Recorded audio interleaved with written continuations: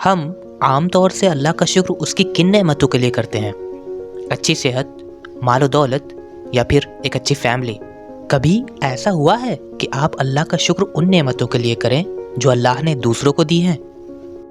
अब आप सोच रहे होंगे कि हम अल्लाह का शुक्र उन नेमतों की वजह से क्यों करें जो अल्लाह ने दूसरों को दिया है। मान लीजिए आपका दोस्त बीमार हो जाए, क्या आपको उसकी बीमारी का दुख नहीं होगा? या फिर आपका पड़ोसी किसी लाइलाज बीमारी में गिरफ्तार हो जाए तो क्या आपको उसकी बीमारी का दुख नहीं होगा? या फिर मान लीजिए आपका कोई जानने वाला किसी दूसरे शहर में किसी मुसीबत में गिरफ्तार हो जाए, बेशक आपको अपने दोस्त की परेशानी का दुख होगा। तो आइए उन नेमतों के लिए भी हम अल्लाह का शुक्र अदा करें जो अल्लाह ने दूसरों को अता की हैं। इमाम जाफ़र सादिक अलैहिस्सलाम फरमाते हैं, मोमिनीन आपस में भाई हैं, एक जिस्म की तरह, कि जब भी जिस्म के किसी एक हिस्से में दर्द होता है तो उस दर्द को पूरा जिस्म महसूस करता है।